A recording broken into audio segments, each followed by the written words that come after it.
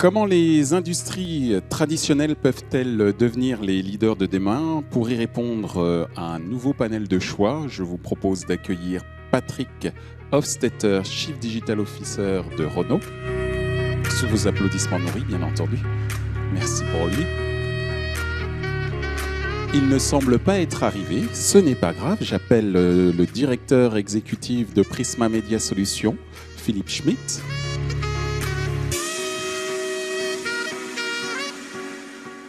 Maxime Girardot, Digital Transformations Lead chez Microsoft France.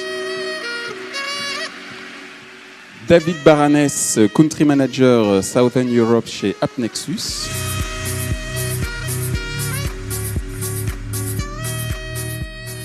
Un panel animé par le célèbre Frédéric Simotel, éditorialiste high-tech chez BFM Business et BFM TV.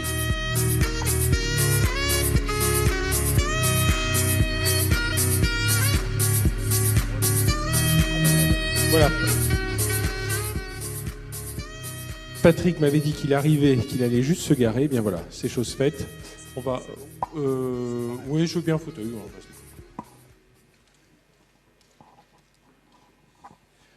Bonjour, donc bienvenue à cette table ronde. On va parler de transformation digitale. C'est évidemment l'un des maîtres mots depuis bientôt 2 ans. C'est vrai que ce terme est ressorti, ressort assez régulièrement. Alors on y met plein de choses derrière dans tous les domaines et puis on va en parler avec nos invités. Je vais vous présenter tout de suite. Donc je vais partir de ma droite, Patrick Hofstetter, donc Chief Digital Officer chez Renault. Bonjour Patrick, merci d'être avec nous.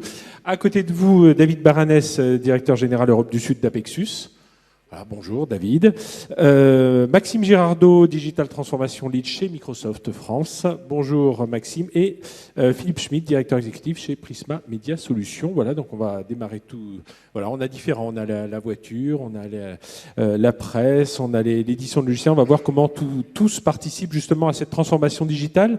Patrick, je vais démarrer avec vous parce que ce terme transformation digitale n'a évidemment pas la même consonance partout. Voilà. Pour certains, transformation digitale, c'est juste améliorer ses process. Pour d'autres, c'est créer de nouveaux services. Pour d'autres, c'est carrément changer de business model. Alors vous, chez Renault, ça correspond. Vous avez créé la Digital Factory, et puis maintenant, il y a des projets Helios aussi. Enfin, voilà, c'est tout ça, la transformation digitale, chez vous? Oui, donc c'est un long chemin, évidemment, quand on parle de transformation digitale. Ce qui est différent d'une stratégie digitale qui est par définition fortement connectée sales and marketing. Quand on parle de transformation d'une grande entreprise, c'est justement ce travail, je dirais, transversal qui concerne l'ensemble des directions, l'ensemble des métiers et potentiellement le cœur même du business model. Donc historiquement, c'est vrai que moi je suis arrivé il y a un peu plus de 4 ans dans le groupe pour prendre ce poste et donc créer cette Digital Factory qui en 2 mots est une entité en interne chez Renault au niveau du central qui regroupe la plupart des compétences digitales. Donc comme je dis souvent, c'est un peu l'arche de Noé parce que j'ai des gens qui viennent de la com, du marketing, des sales, de l'IT, etc. Notamment spin-offer une partie de l'IT. Et puis après, au bout de 2 ans, cette direction Digital Factory a fait partie d'une direction plus globale qui s'appelle la direction client, qui prend en compte l'ensemble des points de contact clients, donc avec les directions du réseau, les directions du call center, les directions du CRM, etc. Et puis là, c'est vrai que depuis quelques mois, depuis le début de l'année, on est passé encore à la vitesse supérieure, vraiment sur cette notion de transformation digitale, en embarquant l'ensemble des métiers du groupe, sachant qu'historiquement, le sales and marketing avait une certaine avance par rapport aux autres métiers, que ce soit l'amont de l'entreprise ou les fonctions support, parce qu'il faut dire aussi que par définition, le sales and marketing est poussé par le client qui devient de plus en plus digital, de plus en plus connecté, et qu'en plus, chez Renault, on a cette particularité d'avoir aussi ce sujet de l'IoT avec la voiture connectée. Et en termes de grands projets, oui, en effet, vous mentionnez le projet Helios. Donc ça, Helios, en 2 mots, c'est un très gros projet de refonte de l'ensemble de notre écosystème digital qu'on a enclenché il y a 2 ans au niveau de l'Alliance, donc Renault et Nissan. Donc c'est un projet mondial sur 3 ans, c'est 330 sites à travers le monde. Et c'est vrai que ce projet a permis en interne à contribuer, je dirais, à cette accélération de par les enjeux qu'il y a derrière. Oui, puis on en reparlera au cours de cette discussion, mais c'est vrai que, évidemment, on connaît la marque Renault-Nissan avec les véhicules, mais derrière, vous parlez de l'interne, mais il y a tout l'écosystème alentour, et Dieu sait s'il y a des fournisseurs, en amont des équipementiers, en aval des revendeurs, donc voilà, vous ne pouvez pas y aller tout seul. C'est l'ensemble de la chaîne, et c'est vrai qu'une des difficultés pour des acteurs comme nous, dont le gros de la distribution se fait en indirect, c'est d'arriver en effet à embarquer l'ensemble de la chaîne, y compris le volet distribution, puisqu'on a aujourd'hui 16 000 concessionnaires dans le monde qui sont tous indépendants, voire multimarques, et comment s'assurer que d'un point de vue parcours client, on ait justement cette fameuse expérience seamless de bout en bout. Alors on reparlera de ce parcours client dans quelques instants. Maxime Girardot de Microsoft, alors vous, la transformation digitale pour vous, dans l'univers que vous contrôlez, est-ce qu'on centre sur les divisions marketing, c'est des changements de métier, changements d'outils, et on essaie tous d'avoir cette vision 360 degrés du client. Exactement. Alors en fait c'est quelque chose que Microsoft a vécu lui-même. Et c'est quelque chose, un domaine sur lequel on accompagne également nos clients. Concernant Microsoft d'abord, nous-mêmes, la transformation digitale, on la vit au quotidien. Et finalement, on est passé d'un monde où on vendait de la licence, on était sur de la conversion, et maintenant, on est passé sur ce qu'on appelle de la lifetime value, c'est-à-dire qu'on accompagne sur le long terme nos clients. Et en réalité, on a un contact permanent avec eux. On n'est plus dans une mécanique de conversion et puis on les revoit dans quelques années. Finalement, on est en contact avec eux constamment. De cette mécanique-là, on a également conseillé nos clients et on a compris finalement que le point de départ de la transformation digitale, c'était la compréhension de ce que voulait le client. C'était de comprendre que finalement, on avait l'ensemble des informations disponibles au sein de l'entreprise, qu'il suffisait en fait d'enlever chacun des silos, et on avait une vue à 360 degrés de l'ensemble des informations qu'on possédait sur lui. Et au travers de ces informations-là, on pouvait comprendre quel produit il voulait, à quel moment, sous quelle forme, et garder ce contact-là nous permettait d'avoir finalement une efficience beaucoup plus importante. Et donc, on a commencé à construire finalement la mécanique de transformation digitale au travers des plateformes marketing sur 3 piliers qui démarrent évidemment par la partie data, consolidation de la data, compréhension, vision à 360 degrés.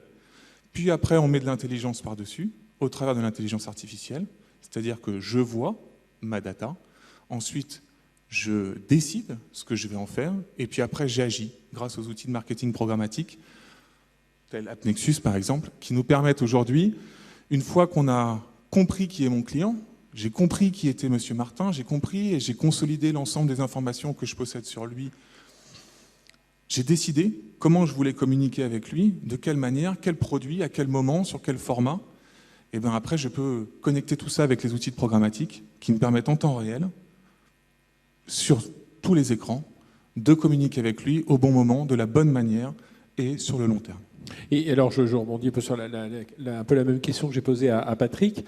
Ça veut dire qu'en interne, il faut bouger un peu. Vous parliez de silos tout à l'heure. On sait que Microsoft en était un exemple à une époque. Voilà, ces silos entre ceux qui sont sur l'OS, ceux qui sont sur Office, ceux qui sont sur encore d'autres activités. Aujourd'hui, il y a le cloud, il y a les mobiles.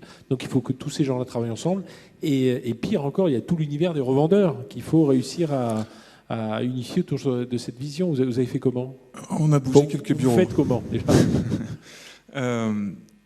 Cette année-là a résumé en fait cette stratégie-là en 2 termes. C'est cloud first, mobile first. C'est une manière de dire que on rentre dans un monde où le cloud permet finalement de sous-tendre l'ensemble des activités de l'entreprise en consolidant l'ensemble des informations qu'on possède, que ce soit les informations business, les informations clients, l'ensemble des informations de l'entreprise. Et la mobilité, c'est la capacité à aller toucher n'importe où, de n'importe quel moyen, les clients.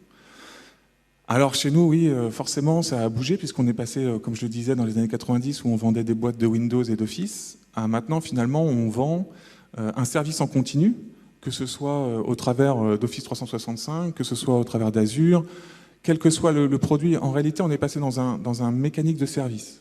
On partage avec nos clients leurs besoins business, on comprend ce qu'ils ont besoin de faire, et selon leurs besoins, on leur adapte le produit dont ils ont besoin. Mais finalement, la mécanique de transformation digitale, elle est toujours à peu près la même. C'est-à-dire qu'on part de la data pour comprendre qui est notre client, pour comprendre ce qu'on doit faire.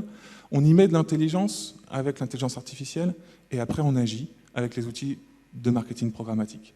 Et après, pour Renault, ce sera peut-être un rond qu'il faudra faire. Pour Société Générale, un carré. Pour Microsoft, c'est un triangle, parce qu'on a chacun nos spécificités, on a chacun nos marchés, on a chacun notre histoire. Mais le parcours, au final, dans le fondement, reste assez similaire. Bon, mais on reviendra justement sur ce parcours client dans un instant. À côté de vous, Philippe Schmitt, donc peut-être nous rappeler quelques... On a une petite vidéo, on la regarde juste après ou vous voulez qu'on la regarde maintenant? Après, voilà. Donc Prisma nous rappeler quelques titres du groupe Prisma Media. Et puis, évidemment, on sait que dans un groupe de presse, il ne suffit pas juste de mettre du contenu sur le web, de faire un peu de vidéo pour se dire, ça y est, j'ai fait ma transformation digitale. Sinon, il y en a beaucoup qui ont pensé ça et qui ont disparu aujourd'hui. Alors expliquez-nous comment ça se passe chez vous aujourd'hui. Alors avec 37 ans de recul, parce que le groupe existe depuis 37 ans, on est devenu aujourd'hui, grâce à cette transformation digitale, si on tire bilan, premier acteur sur le print digital avec 34 millions de Français, 66% de la population au-delà de 14 ans sont en contact avec une marque Prisma, 22 marques sur 100 supports, sur les 34 millions de Français, la moitié parvient du digital. Alors comment on est arrivé à cette transformation ? Les marques, vous m'avez demandé de rappeler certaines, donc ça peut être un Géo, un Capital, Gala, Femme Actuelle, Télé Loisirs. Donc en gros, il y a une marque sur chaque secteur, sur chaque moment de vie, et pour ça que chaque cible surtout aussi. C'était en fait une double mue. La première mue était la mue de Prisma Presse à Prisma Média. Et vous savez, aujourd'hui, tout secteur connaissant Uber, ou le connaîtra, et donc les médias ont vu le consommateur inondé de points de contact. Donc toutes les marques se mettent à communiquer, les marques annonceurs, les individuels, les marques médias, et les pure players sont rajoutés, plus les Américains. Donc du coup, comment on gagne cette bataille de l'attention? C'est ça la vraie question à se poser. Parce que pas seulement c'est la pertinence du contact, et ensuite la qualité, mais c'est aussi déjà émergé. Dans une journée qui n'a que 24 heures, moins le sommeil, et ça, c'est avant que toutes les PlayStation arrivent, la nouvelle génération qui a vraiment un autre comportement média profondément intrinsèquement. Et du coup, le groupe s'est posé ces questions en mettant à plat le système. On a osé de mettre tout à plat et on s'est dit, alors, si aujourd'hui, en faisant un monde où il y a du click, mais aussi le brick and mortar, et donc on transforme le groupe vers un click and mortar, du vrai 50-50, parce que le consommateur, il n'est pas en silo. C'est les marques qui sont encore en silo, à cause de leur structure, organisation des départements. Comment on peut y répondre pour élargir l'influence de 22 marques et surtout avec une vision data en 360, en transverse. Et du coup, une fois que vous avez dit ça, vous l'avez 1100 collaborateurs. Donc, en 5 ans, 500 embauches, donc la moitié de l'entreprise était renouvelée avec des compétences critiques qui ont été intégrées, avec un vrai aussi écoute des collaborateurs, parce que c'était dit déjà beaucoup hier, vous avez une intelligence dormante dans l'entreprise qu'il faut réveiller pour justement inventer le futur. Et surtout, ça passe autour d'une vision. Une vision qui doit se baser sur votre passé, mais qui se projette vers l'avenir. Un avenir qui est de plus en plus incertain. Les Américains parlent de VUCA ou de VUCA, c'est volatile, uncertain, complexe et ambigu. Donc en gros, le passé ne vous sert plus du tout à inventer demain. Donc à partir de ça, le challenge, il est là. Et donc du coup, on s'appuie vraiment sur nos forces vivantes avec une plateforme d'idées, par exemple en interne, avec un Prisma Lab qu'on a créé à l'époque qui, justement, travaille avec des grands de la technologie, justement, pour comment intégrer dans les innovations nouvelles. Et surtout, je réinsiste sur cette approche, une vision qui aussi, au sein de la régie, qu'on partage, qui est la même pour le groupe et pour la régie, qui est d'évancer les attentes de nos clients. Tant en B2C, c'est-à-dire comment l'ultra-connaissance des contenus et l'ultra-connaissance des cibles nous permet, via la data, à leur proposer une expérience de plus en plus amplifiée. Et en B2B, comment on peut dévancer les attentes des annonceurs, des agences médias, pour, avec 22 marques sur 100 supports, distribuer des dizaines de millions de points de contact et finalement transformer le touchpoint en trust point. Et peut-être une petite vidéo qui est un exercice créatif de nos équipes pour rendre à nos hommages et expliquer notre vision du marché. Voilà, bon, voilà, on l'a visionné tout de suite. On l'a lancé. Voilà. Demain, quelle régie pour sublimer votre marque? Soyons clairs, il faut chaque jour faire toujours moins cher. On arrête de penser smart, on imagine le dispositif le plus bref. Pression, vitesse, enjeu font oublier l'excellence et le résultat. Un être humain est d'abord un acheteur. Des communautés génèrent les contenus comme par magie. La marque média avant tout s'appuie sur les ressources de l'annonceur pour avancer. Fantastique. La créativité reste mesurée. La performance est juste. Ok. La technologie a pris le contrôle de notre métier. Programmatique, data, vidéo, mobile, native. C'est ce qui prime en fin de compte. Le buzz. Avant le fond. Voilà la nouvelle façon de penser. Le sur-mesure? Trop compliqué.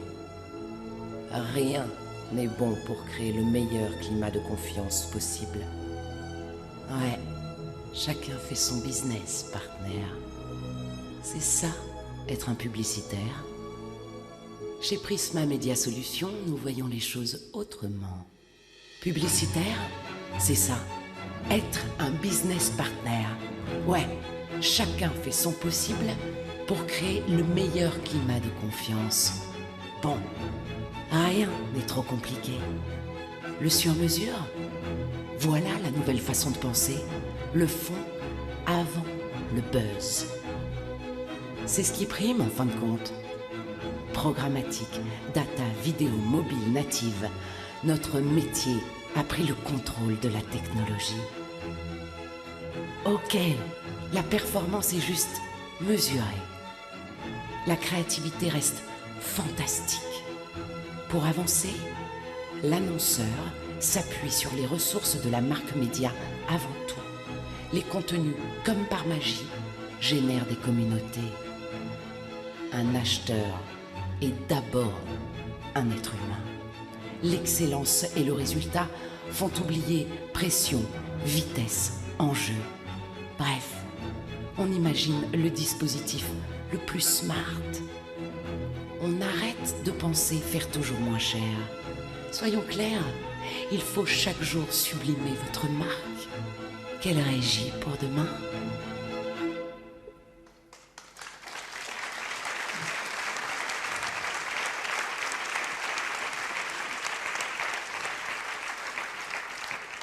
C'est bête qu'on soit revenu en arrière, parce qu'on se sera arrêté au premier chapitre. On avait pas mal de thèmes de débat là. Ça aurait été gênant. Ça aurait été gênant. Vous avez tous mis d'accord. On reparlera de toute cette transformation avec vous. En tout cas, bravo pour ce film pas mal fait du tout. David Baranès, alors on connaît moins Appnexus, donc dites-nous en deux mots, vous avez une société qui fête à peine ses 8 ans, hein, c'est ça? Oui, c'est ça. On est le plus jeune de toutes les sociétés qui sont représentées ici. Donc la société a été créée en 2007. Et c'est le leader mondial des technologies de publicité en ligne, ce que nos amis américains appellent l'AdTech.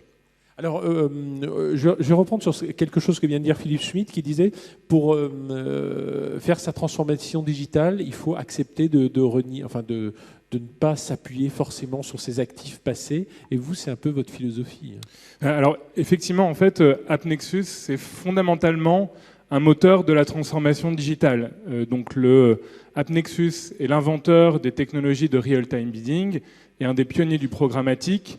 Et ce que font ces technologies, c'est fondamentalement numériser les relations entre acheteurs et vendeurs. Donc on est parti de protocoles assez compliqués, hein, les enchères en temps réel, pour numériser toute la chaîne qui permettent finalement l'achat et la vente de médias. Parce que l'Internet et le numérique étant un média numérique, paradoxalement, l'ensemble des processus de gestion étaient les mêmes que ce qu'on avait en télé, en papier, donc qui n'étaient pas du tout numérisés. Donc on est fondamentalement un acteur et un accélérateur de la transformation numérique des entreprises de médias et des entreprises de communication.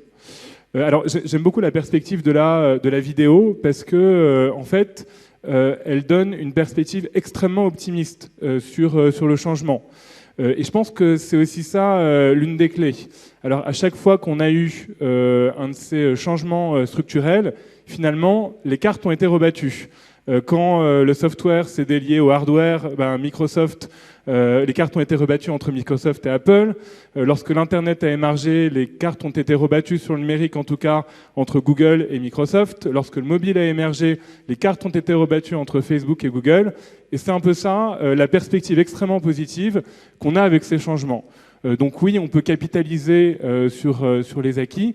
Mais finalement, il faut voir dans cette transformation numérique, et c'est vrai pour Renault, c'est vrai pour Microsoft, c'est vrai pour Prisma, finalement, un projet de conquête qui est tout à fait unique. Et c'est vraiment ce qui se passe, par exemple, quand on regarde en détail dans l'industrie programmatique. Finalement, on a fait une étude où on a vu que les dépenses publicitaires du programmatique, elles passaient à 30% par les Big Six, Avast, Publicis, WPP, etc., et 70% par les autres. Quand on regarde le reste du marché, c'est plutôt l'inverse. C'est plutôt 70% qui est concentré chez les Big Six et 30% pour les autres. Donc là, on a eu une redistribution des cartes. Donc effectivement, et ce changement, faut pas en avoir peur. Encore une fois, c'est une opportunité de faire de la conquête, d'arriver dans des terrains qu'on n'a pas encore explorés et finalement faire sortir une position de leader. Alors, revenons justement sur ce parcours client dont on a un peu abordé rapidement ces thématiques. Patrick Hofstetter, chez Renault-Nissan, quand on dit on a une stratégie customer-centrique, centrée sur mon client, bon, d'accord, marketingment parlant, on voit de quoi on parle, mais concrètement, chez vous, ça se passe comment ? En fait, c'est vrai que le digital a été un peu le leader sur cette avancée, puisqu'encore une fois, le client devenant de plus en plus connecté, ça devenait impératif pour nous déjà de s'attaquer à l'expérience client digitale. Donc c'est l'expérience sur nos sites, sur leur téléphone, sur les smartphones. Déjà voir ce que fait le client quand il va sur le site, qui fait des simulations et tout ça. Donc entre autres, un des objectifs de ce projet Helio, c'est de répondre à cette attente en offrant une expérience, je dirais, nouvelle en termes d'expérience client, en termes de diffusion de contenu, en termes de personnalisation aussi, notamment avec des solutions technologiques type Adobe et autres. Mais au-delà de ça, c'est en fait l'ensemble du parcours client automobile qui est actuellement transformé avec différents impacts. Le premier impact, c'est de par la surinformation offerte par le digital. Le client est de plus en plus informé en amont, ce qui fait que quand il arrive chez le concessionnaire, parfois il en sait autant que le vendeur lui-même. Donc il faut, anticiper en termes de maturité. C'était l'évolution de la connaissance client. Et l'autre aspect, induit par ça, c'est du coup, je rejoins le point de mon confrère, c'est que le client devient de plus en plus volatile. Dans l'industrie auto, historiquement, les clients étaient assez fidèles aux marques. Vous aviez, peut-être je ne sais pas vous concernant, mais des familles Citroën, des familles Renault, des familles Peugeot, si on parle de l'Europe. Aujourd'hui, 50% en Europe, 50% des nouveaux acheteurs sont des brand switchers. Donc ça, c'est une transformation assez radicale au niveau de l'industrie.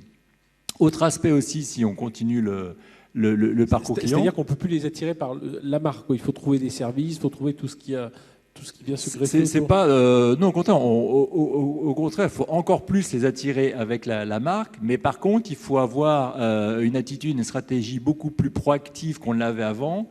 Où honnêtement, parfois, c'est aussi valable dans certains pays sur lesquels on est présent, je dirais le client venait de lui-même dans le réseau.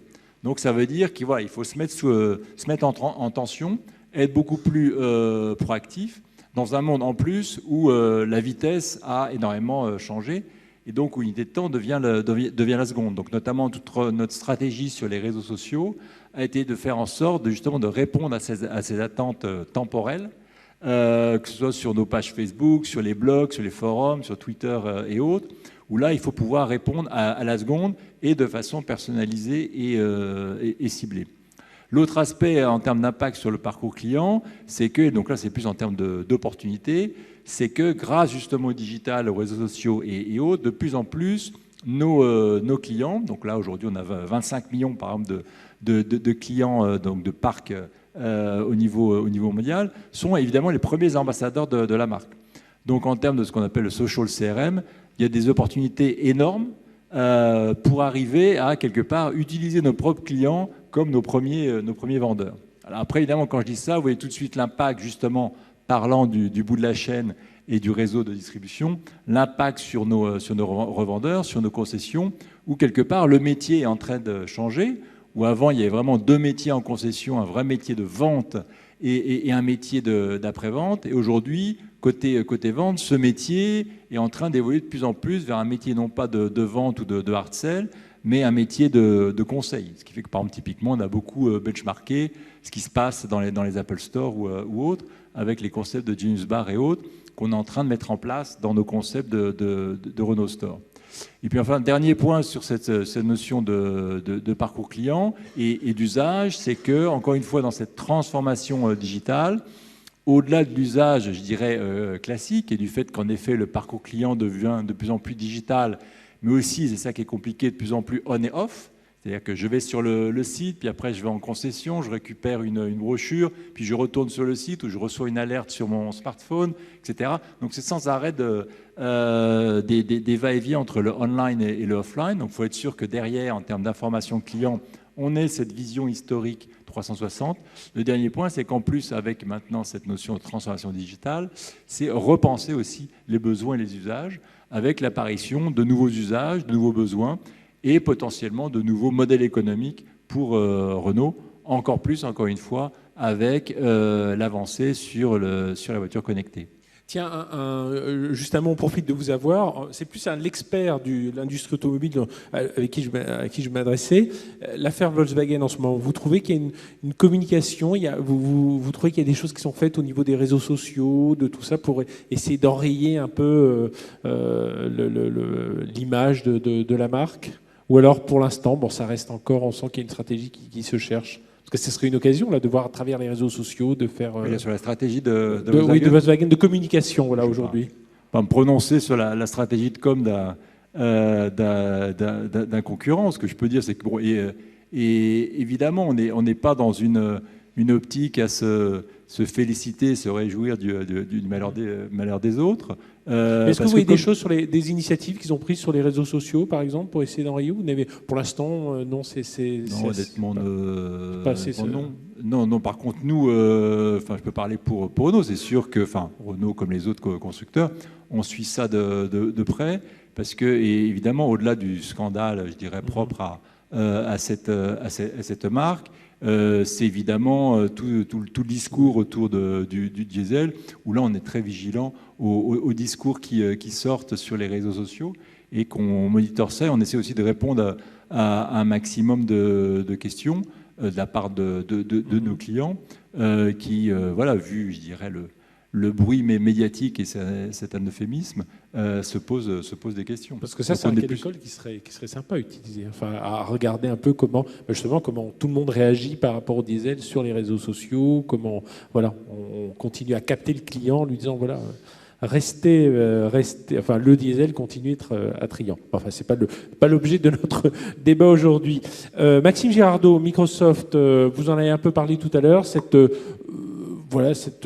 customer-centric chez vous, ça se fait à partir d'outils?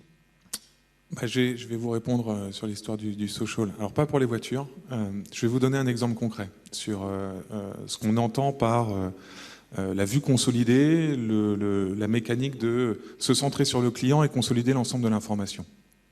Pourquoi c'est le point de départ? Parce qu'en fait, c'est le client nous donne de l'information et nous envoie de l'information. En réalité, si on est capable de comprendre et de voir l'information de ce qu'il nous envoie, des interactions qu'il a avec la marque, on est capable de comprendre ce qu'on doit lui fournir.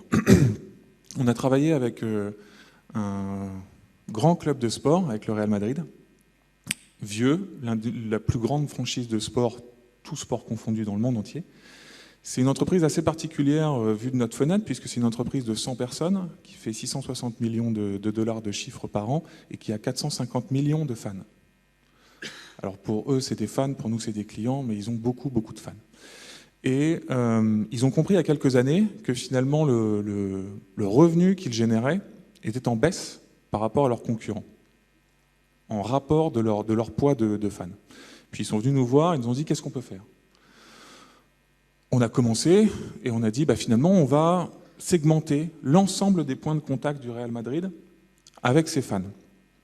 Tout ce qui est vendu, tout ce qui est fait, que ce soit les places, les abonnements, un maillot, envoyer une vidéo, les réseaux sociaux, etc.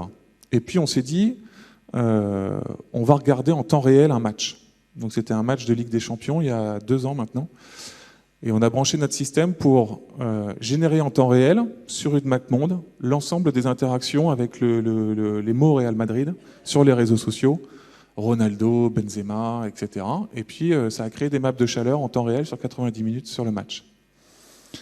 Et là, on s'est rendu compte que l'endroit du monde qui réagissait le plus au match, c'est en Asie du Sud-Est. Et le Real Madrid a découvert à ce moment-là que sa plus grande poche de new business était en Asie du Sud-Est. Pour les gens qui suivent le foot dans la salle, ils auront peut-être remarqué que depuis 2 ans, le Real Madrid ne fait plus ses show matchs d'intersaison en Amérique du Nord comme ils le faisaient avant, ils le font maintenant en Asie. Ce que j'illustre là, c'est le Real Madrid a compris qu'il avait un problème d'efficience par rapport à ce qu'il devait réaliser comme revenu par rapport à son nombre de clients, son nombre de fans. Il a analysé sa data, il l'a visualisé, et grâce à la visualisation et la consolidation de cette information, il a réorienté sa stratégie pour avoir un impact immédiat. Les clients, les fans du Real Madrid, lui disaient « On est là, regarde-nous ». C'est un peu ça, l'histoire de la vision 360 degrés. C'est l'information, l'entreprise la possède. C'est juste qu'il faut casser les silos, la consolider et réussir à la voir. Philippe Schmitt, dans la presse, justement, alors oui, les lecteurs des titres Prisma en France, en tout cas, ils ne sont pas en Asie du Sud-Est, ou alors très très peu.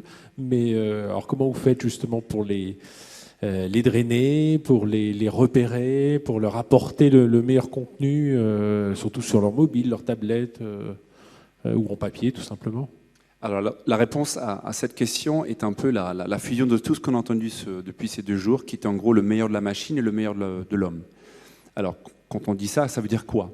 Ça veut dire qu'au niveau des rédactions, il y a une vraie organisation qu'on appelle chez nous, après il y a plusieurs façons de le faire, newsroom, c'est-à-dire de véritablement intégrer la rédaction comme en fait une symphonie, un chef d'orchestre, avec des experts, un violin, avec un patron des séries américaines, un autre du sport, etc., qui orchestre tous les points de contact sur tous les supports, en fait, pour justement le mieux servir, via la data, via la technologie, sa cible. Donc après, il y a plusieurs outils qui existent, des Chartbeat, des Parsley et d'autres fournisseurs qui accompagnent justement la rédaction pour devenir une rédaction intégrée et smart, littéralement, au-delà peut-être des frontières parfois éventuellement dans la tête de certaines gens, mais en tout cas le consommateur, encore une fois, il n'est pas en silo, donc il est le matin sur l'appli, quand il est dans le train, il est devant son capital sur la double page, donc vraiment orchestrer l'ensemble des points de contact côté rédaction.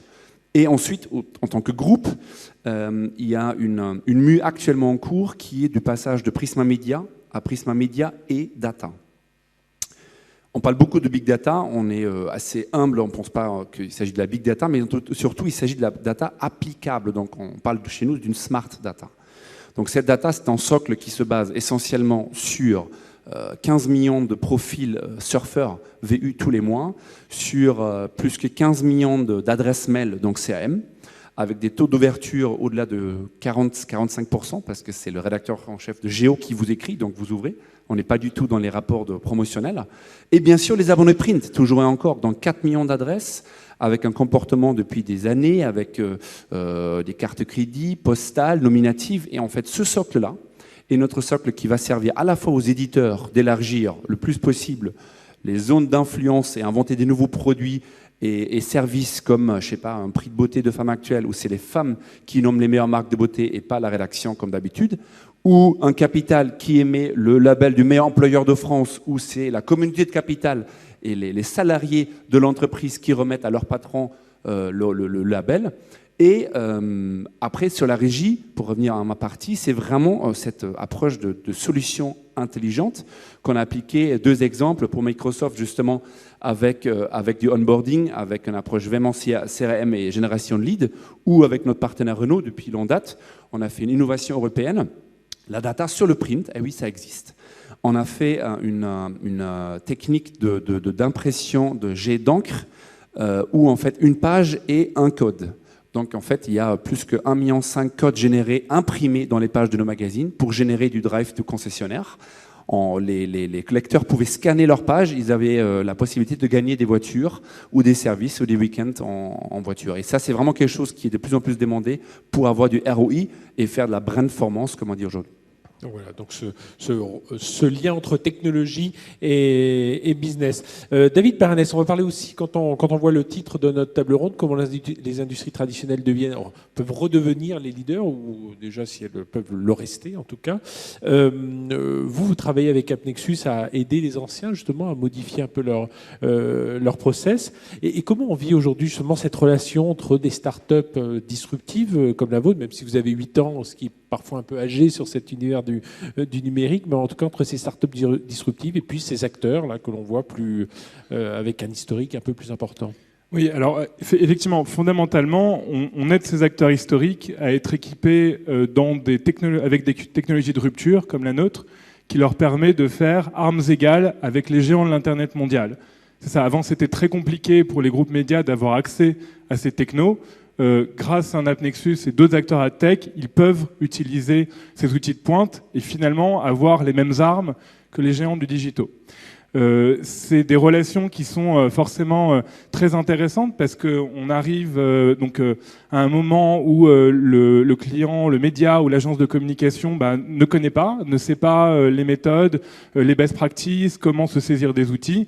Et donc, il y a tout un volet d'accompagnement, de conseils, voire de recrutement. Même, il y a certains de nos clients qui nous demandent est-ce qu'on connaît des bons profils pour les aider à mieux maîtriser ces nouveaux outils.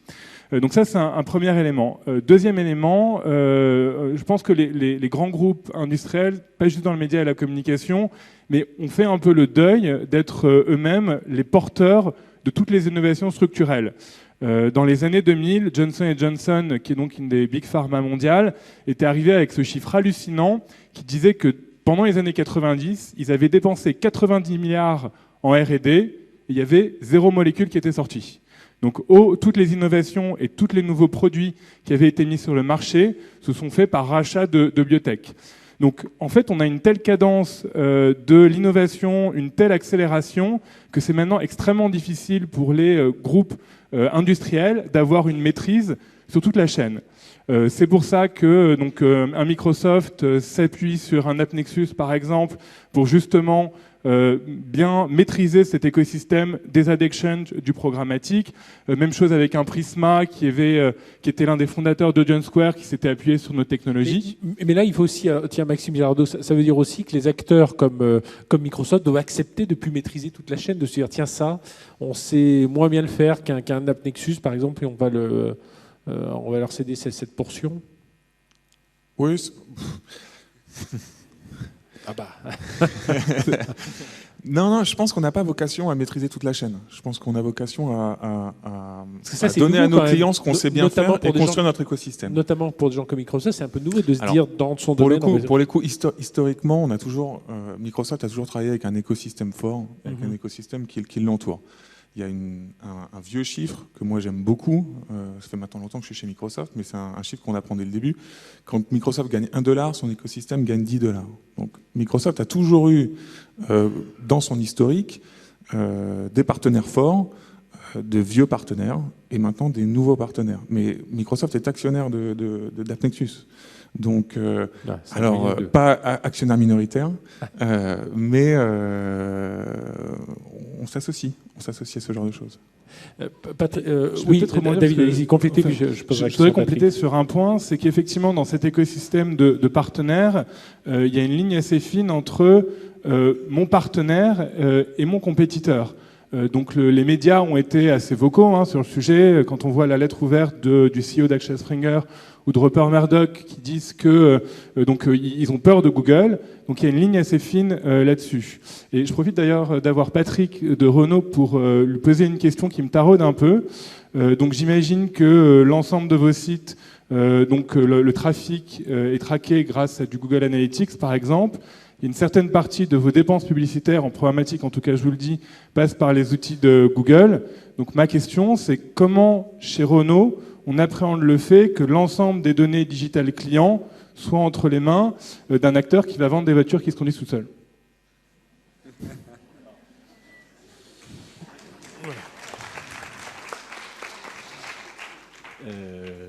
Oui, là, on est un peu dans le monde merveilleux de Disney. Je ne travaille pas chez Google, mais en tout cas, il est clair que Google n'a aucune intention de vendre des voitures pour une raison très simple. C'est qu'aujourd'hui, il doit faire à peu près 80% de marge. Et quand vous connaissez les marges des constructeurs automobiles, ce n'est pas forcément un modèle économique très excitant pour eux. Et que d'autre part, c'est quand même un métier bien spécifique. Donc le sujet, honnêtement, il est pas là. Alors, je sais que c'est facile de taper sur du Google. Alors déjà, pour info, justement dans le cadre du projet Helios, sur la partie data web surf, c'est plus Google, mais c'est Adobe, si ça peut vous rassurer. Que deuxièmement, je pense qu'en effet, un des sujets majeurs de la transformation digitale, que ce soit en interne comme en externe, c'est cette notion des silos et des acteurs, que ce soit annonceurs d'un côté ou régie de l'autre, ou médias, qui pensent pouvoir tout gérer de A à Z. Je pense que la vraie transformation est là, c'est que historiquement et culturellement, notamment avec des acteurs européens, c'est un peu moins vrai pour des acteurs américains, quoique, on a l'habitude de pouvoir tout maîtriser de A à Z. Et ça, notamment côté annonceur, dans nos grandes entreprises industrielles ou autres, c'est un vrai changement. Ce qu'aujourd'hui, les deux éléments les plus compliqués à manœuvrer en termes de transformation digitale dans les grandes entreprises, c'est d'un côté la notion de change management. Donc comment on change nos habitudes de faire. Nous, chez Renault, Renault a 120 ans d'historique. Et ça, je ne dirais pas que ça fait 120 ans qu'on est habitué à faire le business de la même manière, mais il y a quand même des habitudes qui se prennent. Et encore une fois, c'est valable dans n'importe quelle boîte du CAC 40. Aujourd'hui, avec cette transformation digitale, il faut apprendre à manager différemment, à lancer des projets différemment. Toute cette notion du test and learn, du fail fast, comme dirait Facebook, qui est très très nouvelle et très très disruptive pour des grands annonceurs européens. Et la deuxième chose, c'est cette notion, on va dire, d'open innovation, et donc d'apprendre à travailler avec parfois des concurrents, avec des partenaires avec lesquels on n'était pas habitué à travailler, et puis de plus en plus avec des startups, parce qu'il est clair qu'en termes d'innovation, quels que soient les sujets, les startups aujourd'hui sont une source énorme d'innovation. Donc nous, historiquement, chez Renault, on a déjà été partenaire historique de le web déjà depuis 4 ans. Ensuite, on a fait Paris Incubateur. Ensuite, il y a 1 an, on a signé un partenariat stratégique avec Partech. Moi, j'ai lancé en début d'année un digital lab. Et donc, on accélère sur cette dimension-là, qui, encore une fois, est assez nouvelle pour des grands acteurs, des grands annonceurs et des grandes entreprises. Oui, voilà, je ne dirais pas qu'on est dans le sharing business, mais on est dans la sharing economy. Donc ça veut dire que, comme c'est le cas aujourd'hui depuis plusieurs années entre pure players, j'étais avant chez Last Minute, on avait exactement le même souci. Notre premier partenaire peut être notre premier concurrent et vice-versa. Oui, c'est important ce que vous dites sur justement cette sharing economy, puis c'est ce partage aujourd'hui qui se fait même au niveau des processus d'innovation, sur la transformation digitale. On n'en parle pas souvent dans ce domaine, mais c'est en train de bouleverser aussi tout le process de R&D, parce que l'intégration des startups, parce que voilà, ça bouleverse aussi pas mal de choses de ce côté-là. Maxime Girardot. Je pense qu'il y a un point sur lequel je voulais juste revenir, c'est que ce qui change aussi beaucoup de choses et qui accélère la transformation digitale de toutes les entreprises, c'est l'accessibilité de la technologie. Par exemple, chez Microsoft, on donne accès depuis maintenant 2 ans à des outils d'intelligence artificielle.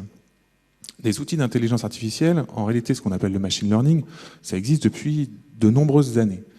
Mais ça demandait des infrastructures incroyables, des puissances, des intégrations extrêmement complexes. Maintenant, avec tout ce qui est cloud, on parle d'intégration extrêmement simple.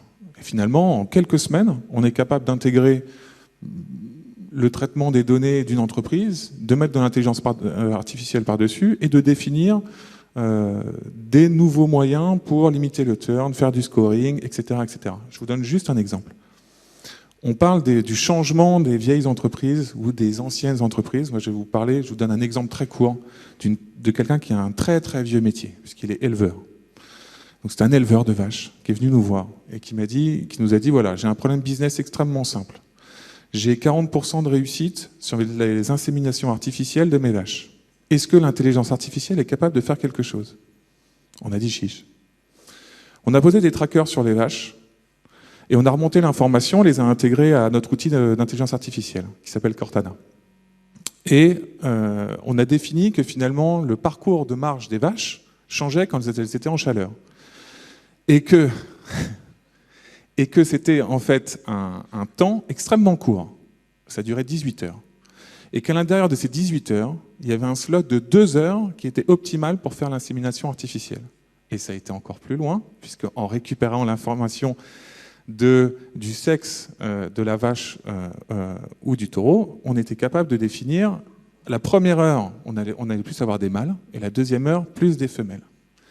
En mettant en action les informations, en mettant de l'intelligence par-dessus, en envoyant tout ça à l'éleveur est passé de 40% de réussite à 65% de réussite sur ces inséminations artificielles, ce qui est l'un des coûts les plus importants pour un éleveur.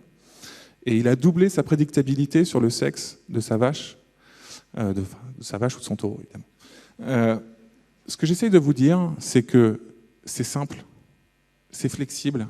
On parle de technologie qui finalement s'adapte bien, et la puissance finalement de tout ce qu'on appelle le cloud, de l'intelligence artificielle, du big data, tout ça devient accessible à tous, même à un éleveur et à n'importe quelle entreprise. Et je me répète, désolé, ma petite triptyque, c'est d'abord on regarde la data, on la comprend, on comprend qui est notre client. Ensuite, on décide ce qu'on a envie de faire, on utilise des outils d'aide à la décision, et après on agit avec les outils de marketing programmatique. Allez, on va conclure là-dessus, Philippe. Ce que je voulais dire, c'est en fait, dans la partie ambiguë de notre écosystème, il y a clairement que tous les partenaires du marché sont en train de bouger, en train d'avancer, et du coup, on est tous un peu frenemy, comme on dit, ou nous, on préfère l'expression business partner. C'est-à-dire, en fait, il y a certaines zones d'intérêt en commun où on peut travailler main dans la main, que ce soit en technologie, en créativité, en apportant des solutions l'un à l'autre, en partageant la data. C'est comme une des rares valeurs qui s'enrichit en la partageant. Donc, faisons-le. Et d'autres zones, tout simplement, on est peut-être en concurrence, des marques qui vont devenir des rédactions, des marques qui vont devenir des médias qui sont en train de devenir véritablement des marques. Et donc, c'est très bien comme ça, quand on n'oublie pas, ce qui compte, c'est le consommateur. Eh bien, merci. Et puis, j'aurais voulu vous poser une dernière question, mais on en reparlera justement à l'occasion du prochain Hub Forum. C'est tout ce qui est compétences et culture numérique, parce que ça, c'est très, très, très important aujourd'hui. C'est comment on accompagne, comment chez Renault, comment chez AppNexus, Microsoft, Prisma, vous accompagnez au niveau des managers, au niveau des dirigeants, au niveau de tous les collaborateurs, comment on accompagne tout le monde vers cette culture numérique. Merci. En tout cas, on peut applaudir nos panélistes.